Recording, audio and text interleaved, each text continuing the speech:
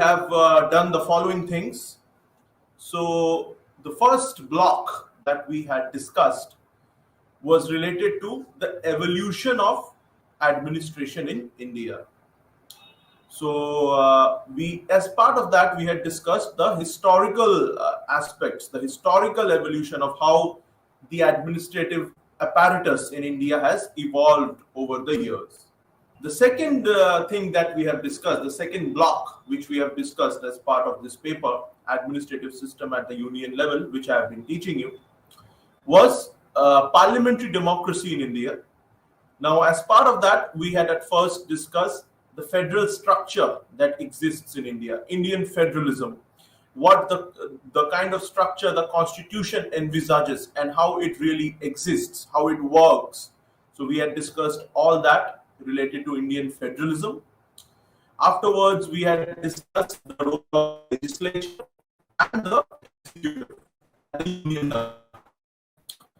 And in the last class, we had discussed about the judiciary, the judicial system in India.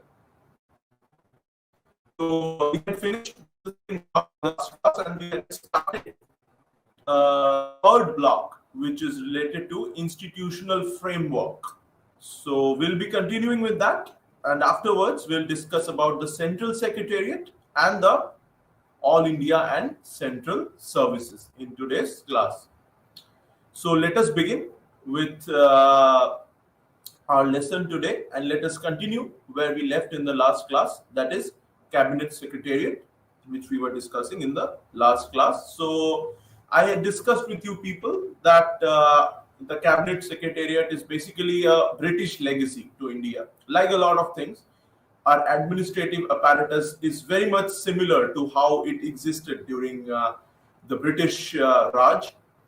So the Cabinet Secretariat is also a legacy of British rule to India, and their basic duty, as I told you in the last class, is to maintain records and to provide secretarial assistance to the cabinet. So the cabinet, that is the Council of Ministers, so which is headed by the Honorable Prime Minister of India. The duty of the Cabinet Secretariat is to provide secretarial assistance to the cabinet and also to maintain records.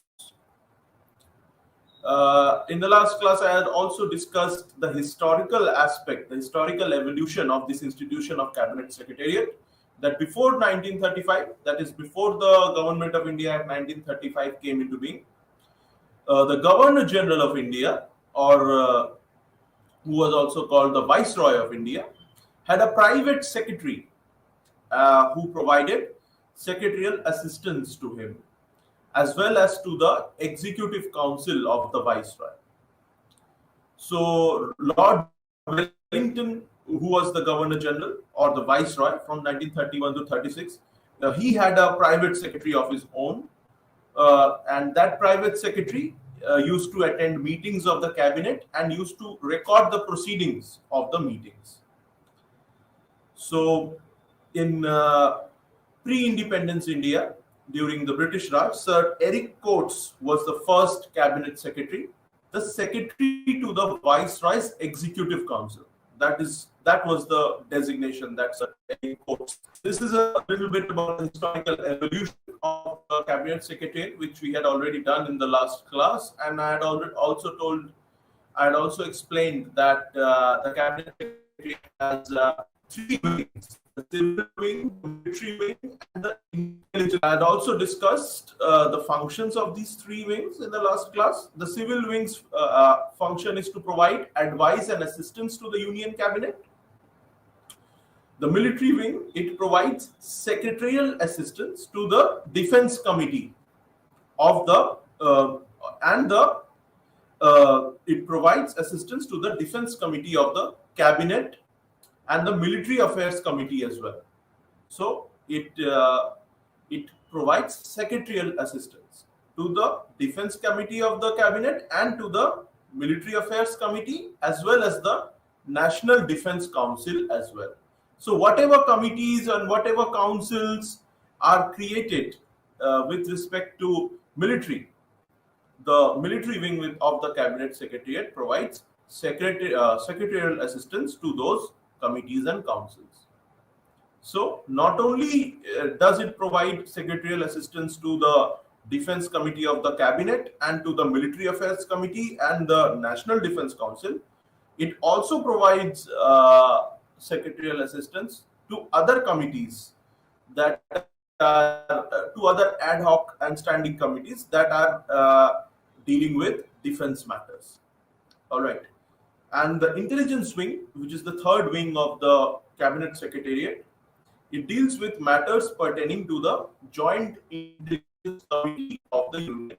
So these three wings we had already discussed in the last class. And besides these three wings, the Cabinet Secretariat also has certain other organizations as well. The most prominent of them being the Research and Analysis Wing, or the RAW. It also has the Director General of Security.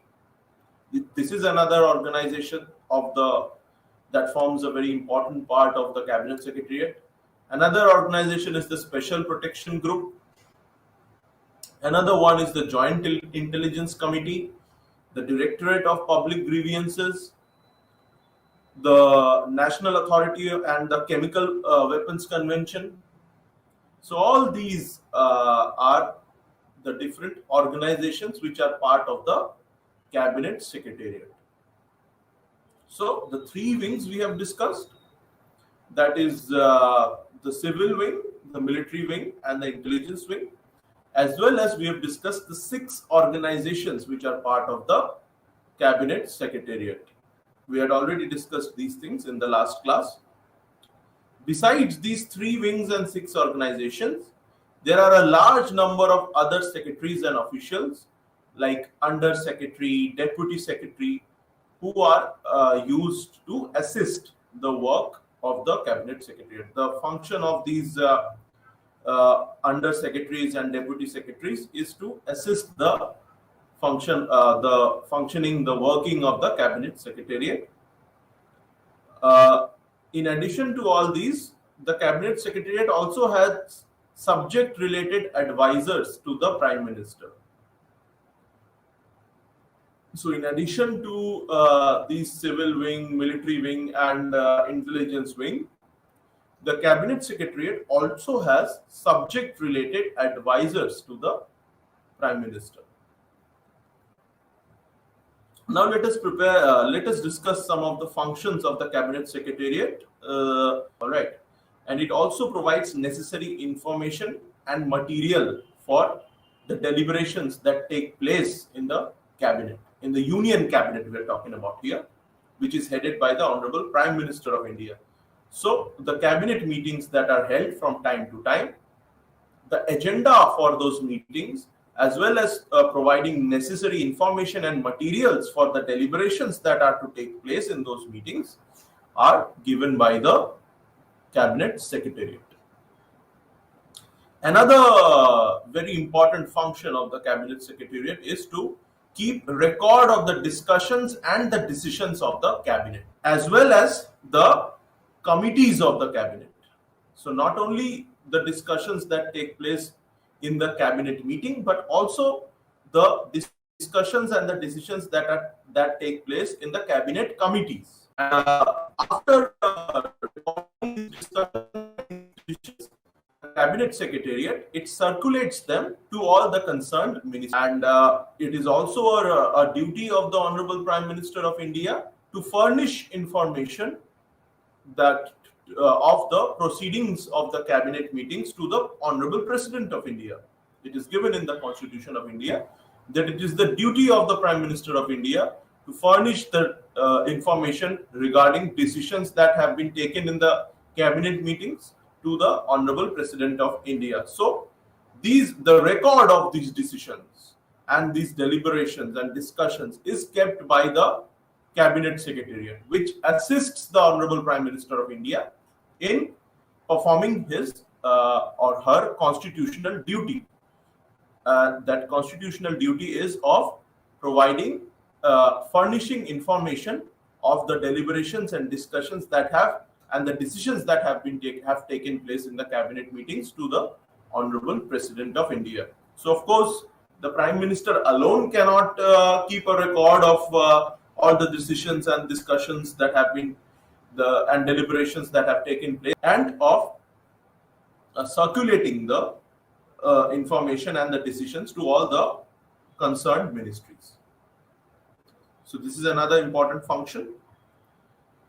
The Cabinet Secretariat also provides secretarial assistance to the cabinet committees that are created. So providing secretarial assistance is also a very important job to the cabinet committees which are created. Some of the important cabinet committees are the Political Affairs Committee, the Economic Affairs Committee, the Appointments Committee, the Committee on Parliamentary Affairs, which is headed by the Home Minister of India. So the Cabinet Secretariat provides secretarial assistance to these cabinet committees. And as I already told you, that it is the Cabinet Secretariat which keeps the President, the Vice President, and the central ministries informed of the activities and the decisions that have been undertaken by the central government in the cabinet meetings. These rules of business to the ministries and departments of the union government as well, with the approval of the Honorable President. And the Cabinet Secretariat, it functions as the chief coordinating agency also, and it settles disputes also between the ministries. And it has another function, that is of being a watchdog. It watches the implementation of the cabinet decisions by the concerned ministries and the departments, as well as the executive agencies. So it has to ensure whether the decisions that have taken place in the cabinet committee meetings or in the cabinet meetings, not only in the cabinet committee meetings but also in the meetings of the union cabinet. So the Cabinet Secretariat, it ensures that those decisions are implemented as well by the ministries and the departments and the executive agencies. So to ensure the implementation of those decisions, not only of informing the ministries and departments and executive agencies of what decision has taken place in the cabinet meeting, but also of ensuring that decision is implemented, whether it is being implemented or not. That also is a very important task of the Cabinet Secretariat. And another task is providing information to the President, furnishing information to the President, Vice President, and the central ministries of the decisions that have taken place in the Union Cabinet meetings. And also to finalize the rules of business. Another important task that the Cabinet Secretariat performs is, so ministers they are appointed, and at some other times they have to resign, or their portfolios are changed. Ministries are organized and reorganized. Many times two ministries are merged into one. Many times one ministry is split into two. Many times the designation of the ministry is changed. So all these tasks, the portfolios of ministers are changed. Some minister may be given an additional portfolio. Some minister may be deprived of an existing portfolio. So all these tasks, the appointment and resignation of ministers, the allotment of portfolios to the ministers, and the organization and reorganization of ministries, that is handled by the Cabinet Secretariat. Now, the office of the Cabinet Secretary is very important when we are talking about the Cabinet Secretariat, because the Cabinet Secretary is the highest administrative officer of the highest rank. And the Cabinet Secretary is selected for the office of the Cabinet Secretary because of his or her special qualities. Now, what are these special qualities? They are tact, energy, initiative, and efficiency. So based on these four qualities, tact, energy, initiative, and efficiency, the cabinet secretary is selected, and the cabinet secretary is an administrative officer of the highest rank. So he is from the Indian Administrative Service, or the IAS. And the cabinet secretary is entrusted with the function of securing coordination as well as timely and effective action by all departments in matters in which the cabinet as a whole or the prime minister is interested. So, to ensure not only coordination but also timely and effective action by all the departments related to matters in which the cabinet as a whole or the prime minister is interested. So, a cabinet secretary is usually a senior officer who has to command the confidence and respect of all the heads of the departments. So that is why the cabinet secretary is an administrative officer of the highest rank. Now let us discuss some of the roles, powers and functions of the cabinet secretary. The cabinet secretary, as I had just discussed, is the chief coordinator of the central administration. The cabinet secretary is also the chairperson of the senior selection board. So not only is the cabinet secretary the chief coordinator of the central administration, but also the chairperson of the senior selection board, whose task is to select officials for the post of joint secretary in the central secretariat. Also, the cabinet secretary is entrusted with selecting the officers for the post of secretary and additional secretary in the central secretariat. The cabinet secretary is also the chairperson of the committee of the secretaries on administration, which is set up to resolve interministerial disputes, which is held annually. So every year, once the chief secretaries of the different states, they are invited to a conference which is presided over by the cabinet secretary. So this is another very important function of the cabinet secretary, to preside over the conference of chief secretaries, which takes place once in a year, the chief secretaries of the states. The cabinet secretary is also the chief advisor to the Prime Minister of India in all administration and policy matters. The cabinet secretary also gives sanction to a minister before the minister decides to lodge prosecution against a publisher or auditor of newspaper in cases of defamation. So in case a minister has decided to lodge a prosecution against any publisher or any auditor of newspaper or any newspaper in case of any defamation, then the minister has to take the sanction of the cabinet secretary. So in this respect, in giving whether the cabinet secretary will give his or her sanction to the minister or not, now the sanction is for lodging prosecution of defamation against any publisher of any newspaper. In giving this sanction, the cabinet secretary can act on his own discretion without even resorting to the advice of the PM. So here you see that the cabinet secretary's power is visible, that in giving the sanction to the ministers, whether the ministers can lodge a defamation suit against any news publishing agency, the minister has to get the sanction of the cabinet secretary. In giving this sanction, the cabinet secretary has been entrusted with discretionary powers, that whether the cabinet secretary wants to give his or her sanction to the minister or not is dependent upon his or her own discretion, and the cabinet secretary is free to take this decision without even resorting to the advice of the prime minister. So this is a very important power of the discretionary power of the cabinet secretary. The cabinet secretary also is the conscience keeper and advisor to all civil servants,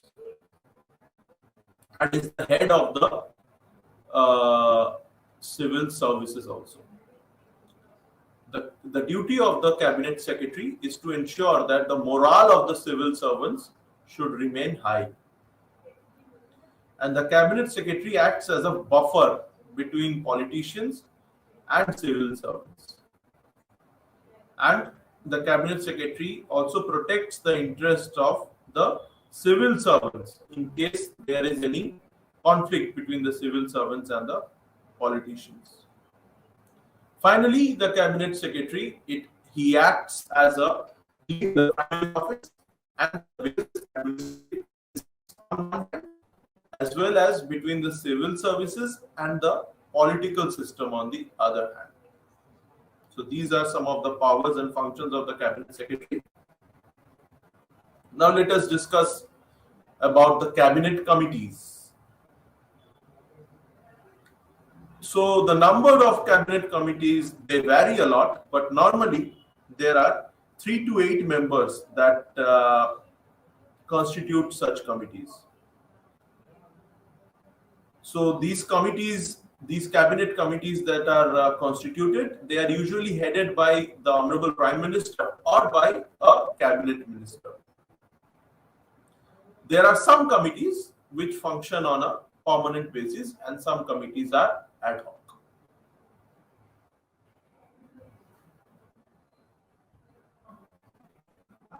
So some important cabinet committees are the Political Affairs Committee, the Economic Affairs Committee, which we have already discussed. These are some of the important cabinet committees: the Political Affairs Committee, the Economic Affairs Committee, the Committee on Parliamentary Affairs, the Appointments Committee, the Committee on Accommodation, the Committee on Industry and Trade, the Committee on Food and Agriculture, and various other committees. So these are some of the important committees. The most powerful committee, the most powerful cabinet committee is the Political Affairs Committee, because it is composed of the most senior ministers of the government of India, of the Union Cabinet. So the Political Affairs Committee is the most powerful committee. Now let us see some of the roles and functions of the cabinet committees. So some of the most important functions that the cabinet committees perform in their study of the matter are before the Union Cabinet, so that the Union Cabinet can be relieved of studying the before it. These committees, they also exhibit a lot of flexibility as well. And these committees ensure that by enabling the ministers of different departments to come to a platform, those ministers, those departments can sort out their issues and can work together. So to ensure coordination between different ministries and between different departments is a very important function that is performed by the cabinet committees. And they also help to arrive at consensus on different issues where there are difference of opinion. The cabinet committee could have many decisions which could have taken place in the Union Cabinet meetings. They are many times decided at the committee level also. So this the cabinet committees, by performing these functions that we have just discussed, they ensure not only coordinated action on vital economic and political issues that are confronted by the cabinet, but also they render speedy decisions. So the cabinet committees, by performing their functions, they make sure that decisions are taken place at a quick speed and the decisions are not lagging behind, which are decisions related to crucial economic and political issues, are not lagging behind, and they take place in an efficient way. So mostly the union cabinet, it accepts the decisions of the cabinet committees. So decision making is a very important aspect on which the cabinet committees work, and one of the most important function of the cabinet committees is to ensure that. So that is why, because if all the work were to be left on the union cabinet, then the decision making process would have slowed down, which would have harmed the country in the long run. That is why the institution of cabinet committees was created, in order to help in decision making as well as in coordination between different ministries and departments of the government, so that a consensus can be arrived at. So these are some of the most important functions that are performed by the cabinet committees.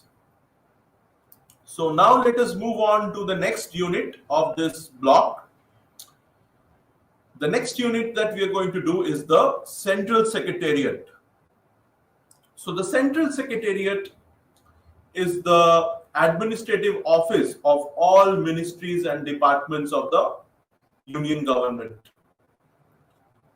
So the Central Secretariat is the office of all secretaries also belonging to the different ministries of the union government.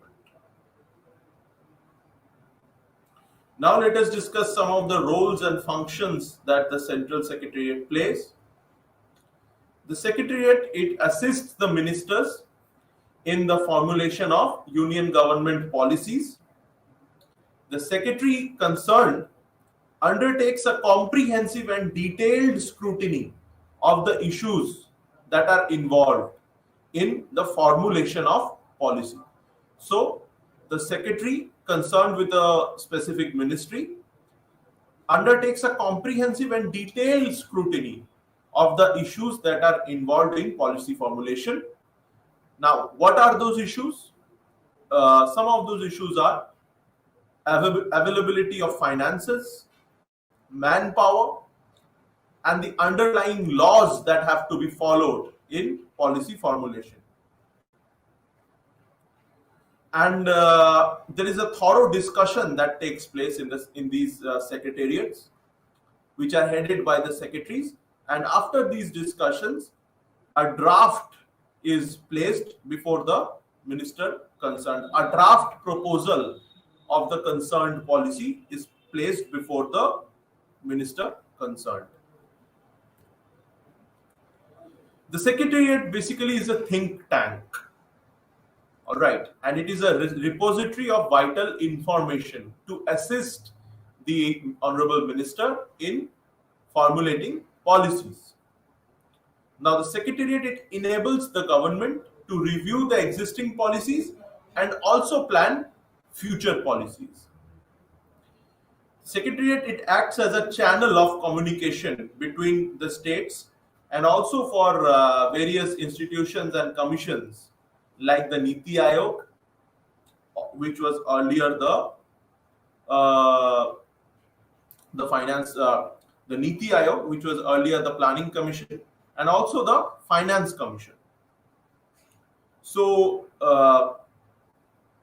the Secretariat, it acts as a channel of communication between the states and the union, and also for various institutions like Niti Aayog, the erstwhile Planning Commission, which was earlier called the Planning Commission, which was renamed to the Niti Aayog in 2014, and also the Union Finance Commission of India, which has been created by Article 280 of the Constitution of India.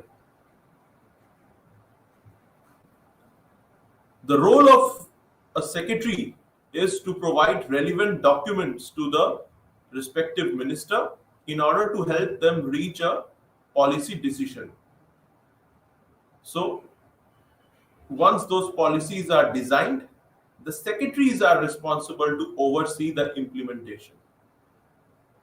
So, not only the secretary has to provide relevant documents to the to the minister, but also once the policies have been designed, it is the job of the secretary to oversee the implementation of those policies. And for this implementation, the secretaries, they exercise supervision and control over the execution of policies and program field agencies as well for their implementation. The secretaries, they also follow it up with subsequent evaluation of the outcomes of those policies, and then they prepare a report which is then given to the minister concerned. The secretaries, they also assist in making incremental modifications in the policies from time to time. According to the changing time, the secretaries, they assist in making incremental modifications also to the policy. The secretaries, they are also given the power to frame rules and regulations to give effect to the policy.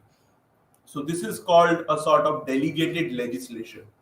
So the minister on his behalf, the executive on his or her behalf has delegated the legislative authority to the secretaries.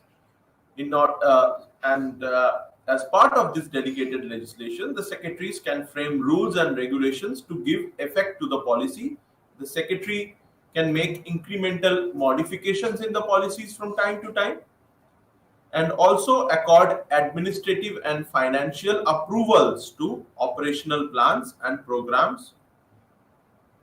The secretary also engages in sectoral planning and program formulation, as well as undertakes the tasks of budgeting and budgetary control. And finally, the secretary coordinates and interprets the policies and their outcomes as well. Another important task that is performed by the secretary is to provide information to the ministers relating to the questions that have been raised in the parliament, so as to enable the ministers to give relevant replies to those questions which have been raised in the parliament. The secretaries, they also have to initiate measures to develop greater organizational competence, and also they are entrusted with the duty of maintaining contacts with state administration and ensuring coordination between union and state administrative agencies. So in the Indian system, there is no rigid demarcation between generalist and specialist functions of the secretary. The specialists are sometimes the ex officio chairpersons of some of the departments. Hence, execution of policies become easy and effective. Now, another system that exists in India, which is a legacy of British rule, is the tenure system. So this tenure system we are going to discuss now. The system of filling senior posts in the secretariat by officials who come from their respective states for a particular period, and who, after serving their tenure, revert to their parent states or to the services in their parent states. This system is known of British rule, and it has been in vogue since 1905, and it was continued by the government of India even after independence. So the tenure system is a legacy of British Raj. Now, some of the reasons that have been cited for the continuance of the tenure system are the following. Officials who serve the center and state within a tenure system, they can help in administrative coordination across these levels, the union level and the state level, and they exercise a unifying influence on the functioning of our federal policy. So officers who come from the state to the central secretariat, they exercise a unifying influence on the functioning of our federal polity as well. The ministers and the departments, they also benefit from the administrative experience of bureaucrats who have first-hand work experience at district and state levels. So, a prolonged stay in the secretariat, it may lead to senior bureaucrats getting out of touch with the actual administrative reality at the field level. Hence, the tenure system, it enables them to get a continuous feedback from the field and from the people. So these are some of the reasons why the tenure system has been continued from the British era till today. Another reason for the behind the continuance of tenure system is that the states also benefit from having at their service senior experienced officers with wide national perspective on all problems. Under the tenure system, most officers get to work at both the state and union levels, thus offering them a holistic view of national and provincial issues. Final reason why this tenure system has been continued is that it strengthens the autonomy of the civil services and it works as a check against possible dangers of subservience to political masters. Now we have finished 2 units of this block. We have discussed the cabinet secretariat as well as the central secretariat. As part of the cabinet secretariat, we discussed the roles, powers, and functions of the cabinet secretariat, its various components, the civil wing, the military wing, the intelligence wing, as well as the 6 organizations which are part of it. We also discussed the powers, the roles, and the functions of the cabinet secretary, as well as the roles, powers, and functions of the cabinet committees as well. Afterwards, we discussed the powers, the roles, and the functions of the central secretariat and of the secretary in the central secretariat. Finally, we have discussed the tenure system through which officials are appointed to the secretariats. And we have just now discussed the reasons why the tenure system has been continued from the British era till today. So now we are going to discuss All India and Central Services, which is the penultimate unit of this third block.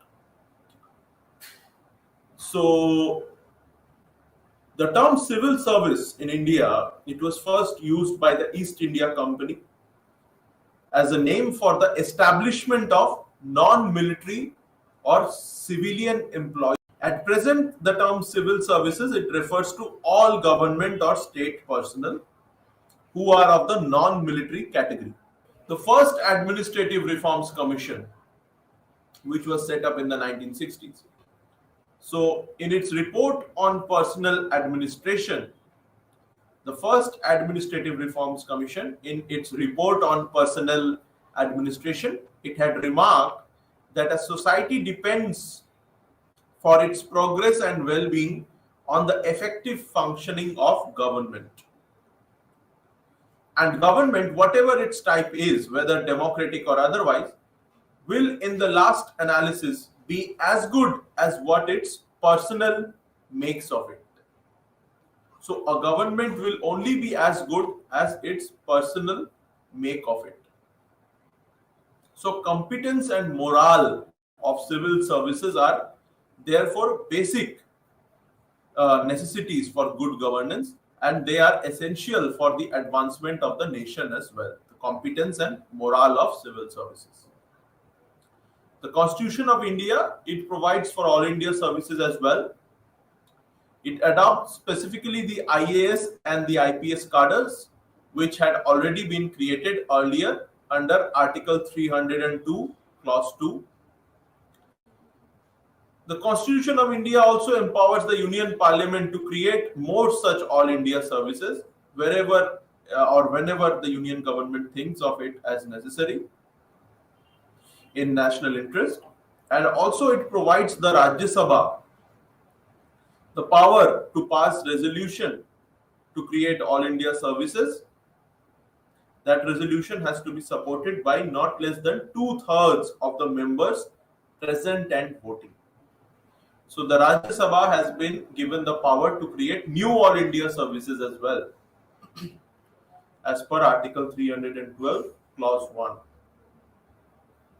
Since the Rajya Sabha has representatives from different states, the support of the Rajya Sabha is more likely to ensure the consent of the states in the creation of new services. Hence, the Rajya Sabha has been entrusted with the with this power of creating new all India services. The Parliament, it regulates the recruitment and conditions of services of the members of all India services. So far, there has been only one service, namely the Indian Forest Service, that has been set up. So, post independence, only one All India service, that is the Indian Foreign Service, that has been set up. The Indian Administrative Service and the Indian Police Service, they were existing during the British era as well. Now, we are going to discuss the three All India services, beginning with the Indian Administrative Service or IAS. The Indian Administrative Service, it is the direct descendant of the erstwhile Indian Civil Service. So as an all India service, it is under the direct control of the union government, and it is divided into state cadres, and each of these state cadres are under the immediate control of their respective state governments. On appointment, the officers in of Indian Administrative Service, they are posted to different state cadres. The strength of each state cadre is so fixed as to include a reserve of officers who can be disputed for rendering services as well under the union government for one or more tenures of 3, 4, or 5 years before they return to their state cadres. So we have already discussed the tenure system in the previous unit of Central Secretariat. So the cadres, the strength of the state cadres, they are fixed. They are so fixed as to include a reserve of officers also who can be deputed for rendering services under the union government for different tenures of either 3, 4, or 5 years. So after serving these tenures, they return to their state cadres, respective state cadres. Now this system, it ensures that the union government has at its disposal the services of officers who have first-hand knowledge of experience, who not only have first-hand knowledge but also have experience of the conditions that exist in the states. So the state governments, they have this advantage of their officers with knowledge of the policies and programs of the government at the union level as well. So after serving a certain tenure, these officers are sent back again to their state cadres. So not only it helps the union government, because these officers who come from the states, they have first-hand knowledge and experience of the conditions that exist in the states, but also they help the state government also, because this system, this tenure system, it provides the state government an advantage that their officers, they have the knowledge now of the policies and programs of the union government. So it helps both the union as well as the states. The next All India service that we are going to discuss is the Indian Police Service or the IPS. The Indian Police Service, which is an All India service, it is accountable for public safety, internal security, and law and order. So law and order is a state subject. It's a part of the state list. under the 7th schedule of the Constitution of India, which is given in Article 246. So the Indian Police Service is accountable for public safety, internal security, and maintaining law and order. Earlier, it was known as the Imperial Police. That was replaced by the IPS after the independence of India. The IPS is managed by the Ministry of Home Affairs, though the general policies relating to its personnel are determined by the Department of Personnel and Administrative Reforms. So the Indian Police Service, it is a service to which all the senior police officers belong to, irrespective of whichever agency they work for. The officers of the IPS are recruited from the same unified All India Civil Service examination, which recruits all members of the IAS and the Indian Forest Service, as well as other central civil services. The Indian Police Service, it functions in state cadres, although the post, it belongs to All India Services. Now, the IPS officers, they enjoy considerable power, authority, and quick promotion as well. The IPS recruits to the Indian Police Service are first given a 5-month foundational training, and later they are given special training at the Sardar Vallabhbhai Patel National Police Academy in Hyderabad. The subjects of study are which they are taught in this training are crime psychology, scientific aids in detection of crime, methods of combating corruption, and methods of emergency relief. Besides these, they are also given training, drill, and they are also taught how to handle weapons. So these training that they are given, it has a direct bearing on the normal duty of a police officer. After completing a year's training, the probationer Indian Police Service officers, they pass an examination which is conducted by the UPSC. After that, he or she is then appointed as an assistant superintendent of police. So these are the following ranks that an IPS officer takes charge as during his or her tenure in the service. The first is the assistant superintendent of police, which is a subdivision for 2 years probation. After that, it is the superintendent of police or deputy commissioner of police. After 4 years in service, the IPS officer gets this rank. After that, it is a junior administrative grade, which is given after 9 years in service. After 13 years in service, an IPS officer gets selection grade. After that, the next rank is the Deputy Inspector General or DI of Police, or which is also called the Additional Commissioner of Police or ACP. After 14 years in service, this rank is attained.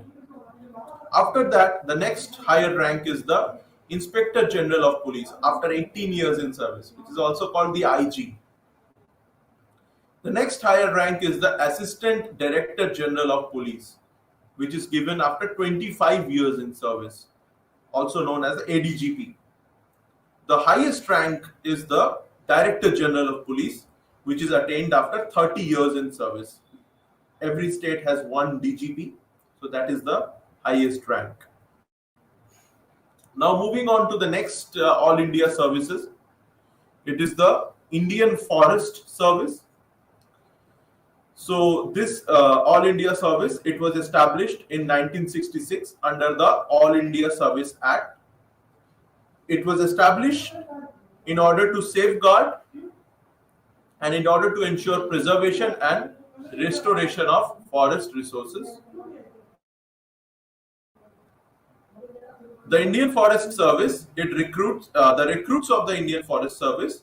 They are chosen through a written test and interview that are conducted by the UPSC. Although the Indian Forest Service is in the All India services, its nature is not that of a generalized civil service. Rather, it is a specialized service. The Indian Forest Service is also managed by the Directorate of Personnel and Administrative Reforms, which is also in charge of making rules pertaining to personnel matters. After selection, the Indian Forest Service recruits. They undergo a foundational course which lasts for 3 months, along with other successful candidates of the All India services and the civil services and the central services. After the foundation course, the probationers move to their own academy, that is the Indian Forest Institute at Dehradun, for a 2 years training course. After the end of this 2 years training course, they have to pass an examination before getting formal posting. The officers are trained and they are prepared enough to serve the most difficult terrains of the country, that is the forests. The Indian Forest Service, it is a cadre-based service. Like all other All Indian services, a member of this service can come to the center on deputation as well, but has to go back to his state cadre after a period of deputation is over. So the tenure system is working here as well. Immediately after being posted in any office within the cadre, the Indian Forest Service officer is kept on probation for 1 year, and after that he or she gets his regular posting at a different office in the same cadre. Now let us see some of the ranks in the Indian Forest Service. The officer, after which the higher rank is the Divisional Forest Officer or DFO. After being DFO, the IFS officer gets promoted to Deputy Conservator of Forest or DCF. And after that, the IFS officer, the Indian Forest Service officer, is promoted to the rank of Chief Conservator of Forests or CCF. The rank higher to this is the Additional Chief Conservator of Forest or ACCF. The penultimate highest rank is the Principal Chief Conservator of Forest or PCCF. Now this is the highest rank for an Indian Forest Service officer in a state. Now if we see the highest post at center, which is selected from amongst the senior most PCCFs of states, is the Director General of Forests. So this is the ranking system in the Indian Forest Service that we have discussed. So far in this paper today, we have discussed the powers, functions and responsibilities of the Cabinet Secretariat. We have also discussed the powers, functions and responsibilities of the Cabinet Secretary as well as of the Cabinet Committees. Afterwards, we have discussed the powers, functions and responsibilities and roles played by the Central Secretariat and also by a Secretary of a Ministry. Afterwards, we had discussed the tenure system on which secretaries are appointed from states. After that tenure is over, they go back to their respective states. Finally, we have been discussing the All India services. As part of the All India services, we have discussed 3 services so far. The Indian Administrative Service, the Indian Police Service, and finally the Indian Forest Service. So in the next class, we'll be discussing the Central Civil Services. So after which we will be over with this unit, and then we'll be moving on to our next unit. So in this class today, we have discussed 3 units. That is the Cabinet Secretariat, its powers, functions and responsibilities, the Central Secretariat, the tenure system, which we have discussed as part of the Central Secretariat only, and we have finally discussed the All India services, the IAS, IEPS and the Indian Forest Service. In the next class, we'll be discussing the Central Services as well as the system of administrative tribunals, which is given in Article 323A, which was created by the 42nd Constitutional Amendment of India in 1976. So that is it for this class today. Thank you. Namaste.